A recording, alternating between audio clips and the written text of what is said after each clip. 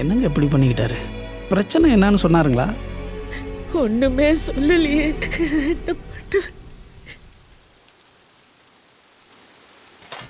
அம்மா யமுனா, அது அண்ணனுக்குமா, அதை வச்சுட்டு போ, நான் மாப்பிள்ளைக்கு வேற போட்டு தரேன்.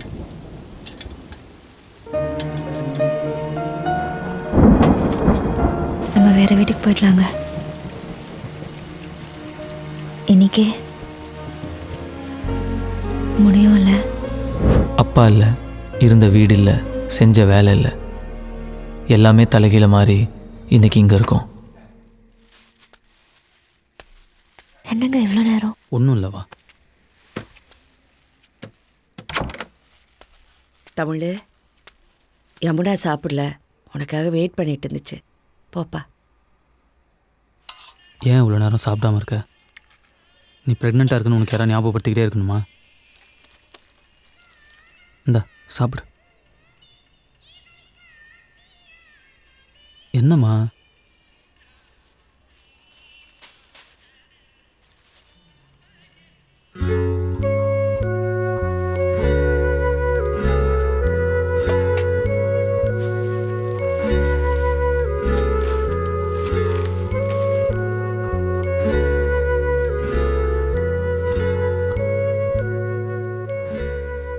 இப்படியே இருந்தா எப்படிங்க?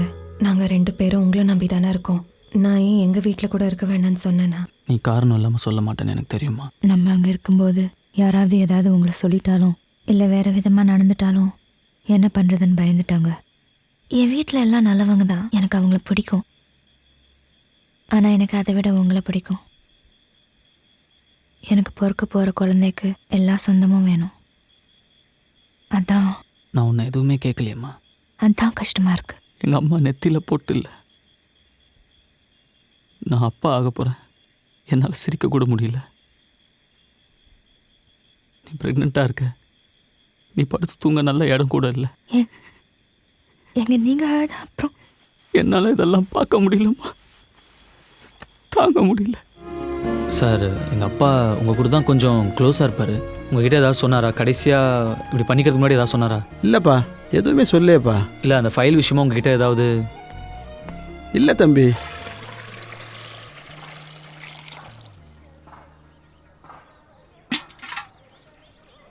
என்னங்க குழந்தை நகர்ந்துங்க, தொட்டு பாருங்க.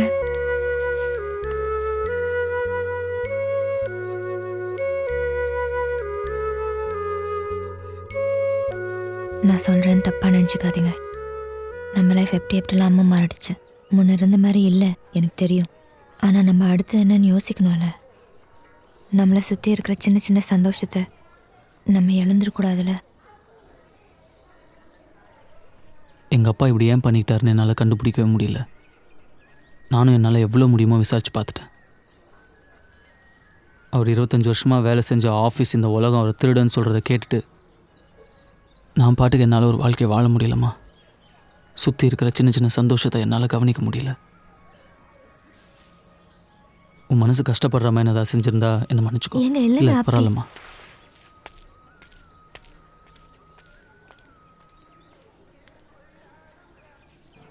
ஏங்க ஒரு நிமிஷம்.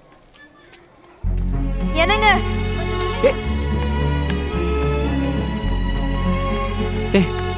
பைத்தியமா உனக்கு? வயிற்றுல குழந்தையோட இப்படி ஓடி வர? என் மேலே கோச்சிக்கிட்டு சாப்பாடு எடுக்காமல் வந்துட்டீங்க, அதான். உன் மேலே எனக்கு கோச்சிக்கவே தெரியாது யமுனா. உன் மேலே கோச்சிட்டு நான் எங்கே போவேன்? நீங்கள் போனது பார்த்தா அப்படி தெரியல.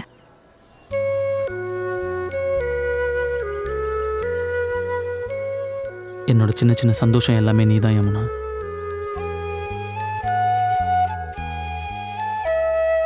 சரி வா. எனக்கு என்ன பண்ணுறீங்க? வீட்டில் விட்டுறேன். பார்க்குறவங்க என்ன நினைப்பாங்க? ஏன் என் பொண்டாட்டி தான் நான் தூக்கிட்டு போகிறேன்.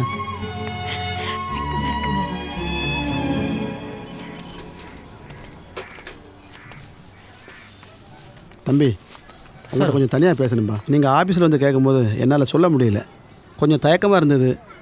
எனக்கு தெரிஞ்சதை சொல்கிறேன். உங்கள் அப்பா ஃபைலை எடுத்தாரா இல்லையான்னு எனக்கு தெரியாது. ஆனால் ஆஃபீஸர் ஏதோ கொடுத்தாருனோ, அதை எங்கேயோ மறதியில் வச்சுட்டேன்னு புலம்பிக்கிட்டு இருந்தார். என்னப்பா ஒரு மாதிரியாக இருக்க? இல்லை சாரு பணம் எங்கே பணமா? என்ன பணம்? இல்லைல்லப்பா, நான் ஏதோ வளர்றேன். இல்லை பணம்னு ஏதோ சொன்னீங்க. ஒன்றும் இல்லை. நான் கொஞ்சம் டீட்டெயிலாக கேட்க ஆரம்பிச்சதும் அவர் மழுப்ப ஆரம்பிச்சிட்டாரு. எங்கள் ஆஃபீஸில் போய் பார்த்தீங்கன்னா ஏதாவது கிளாரிட்டி கிடைக்கும். பெரிய பேக் எதுவும் பணம் ஏதாவது எடுத்துட்டு வந்தாரா?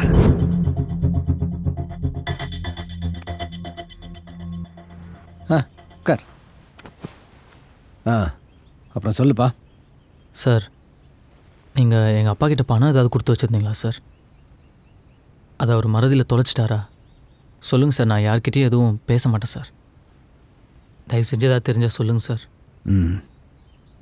5 கோடி. 5 கோடியா? 5 கோடி. இதில் இல்லைன்னா மாற்றி கட்ட வேண்டியது தானே. முடிச்சிட்டேன். ஹலோ ராகவன் சார், சொல்லுங்கள் சார். கொஞ்சம் வீடு வரைக்கும் வர முடியுமா? இப்போவா? இப்போ உங்கள் வீட்டுக்கா சார்? ஆமாம். ஒரு ½ அன் ஹவரில் வந்துட்டுங்களா? சார் எனக்கு நீங்கள் ஒரு ஹெல்ப் பண்ணணும். சொல்லுங்கள் சார். இந்த பேக்கை கொஞ்ச நாள் பத்திரமா வச்சுருக்கணும். சரிங்க சார். இந்த பேக்கில் 5 CR இருக்கு. நான் கேட்கும்போது கொடுத்தா போதும். சார் 5 கோடி ரூபாய் இவ்வளோ பெரிய பணம் என்கிட்ட போய். புரியுது, நீங்கள் நியாயமான ஆள். உங்களை மாதிரி என்னால் இருக்க முடியாது. உங்களுக்கு இது செட் ஆகாது. ஆனால் நாளைக்கு எனக்கு CBI ரெய்டு வரதா இன்ஃபர்மேஷன் வந்திருக்கு. இந்த நேரத்தில் நான் யாரையும் நம்ப முடியாது. அது வரைக்கும் நீங்கள் வச்சுருந்தா போதும். அதுக்கு இல்லை சார். ப்ளீஸ் ராகவன் சார், இந்த உதவியை நீங்கள் பண்ணலன்னா என்னை அரெஸ்ட் பண்ணுவாங்க. என் மான மரியாதை எல்லாம் போயிடும். பொண்டாட்டி பிள்ளை எல்லாம் நடு ரோட்டில் நிற்கிற மாதிரி ஆகிடும். ப்ளீஸ் ராகவன். சரி சார். 6 மாதம் கழிச்சு திருப்பி கேட்டா பணம் எங்கே? சார் அது வந்து. என்ன ராகவன்? பணம் எங்கே வச்சேன்னு தெரியல சார்.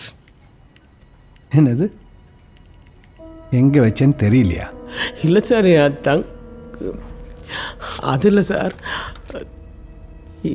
எங்கேயோ வச்சு மறந்துட்டேன் சார் நான். ராகவன் சார், இந்த மாதிரி குண்டூசி, பேனா, பர்ஸு இப்படி மறந்து இருக்கலாம்.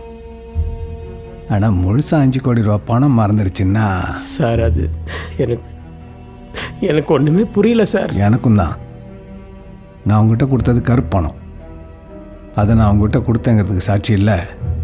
அதை நீங்கள் இப்போ மறதியில் தொலைச்சிட்டேங்கிறதுக்கும் சாட்சி இல்லை, இல்லையா? ஐயோ சார், அந்த பணம் எனக்கு வேணாம் சார். அதை எங்கே வச்சுட்டேன்னு தெரியலன்னு தான் சார் சொன்னேன். சரி, நீங்கள் போங்க சார். போங்க. பார்த்து ராகவன், அதிக பணம் ஆபத்தானது. இன்றைக்கி நல்லா யோசிங்க, ரெஸ்ட் எடுங்க, ரிலாக்ஸ் பண்ணுங்கள். ஆனால் நாளைக்கு வரும்போது கண்டிப்பாக பணத்தோடு வாங்க. நம்புகிற மாதிரியா இருக்கு? சார் எங்கள் அப்பா திருடலாம் மாட்டார் சார். அதனால தான் நான் கூப்பிட்டு கொடுத்தேன். அப்போ என் பணம் எங்கே?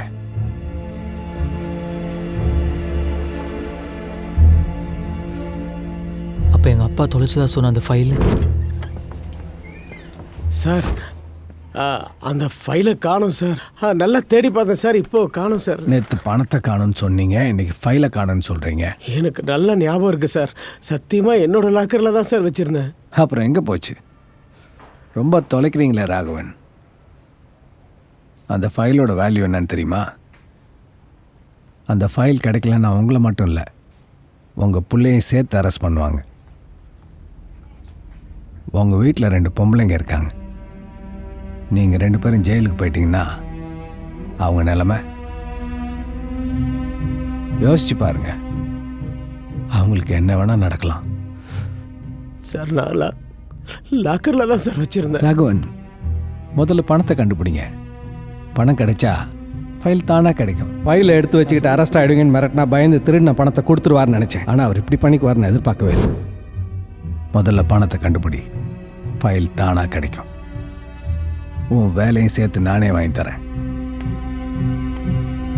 இப்பெல்லாம் நான் மறதி ஜாஸ்தி ஆயிடுச்சுல்ல எனக்கு.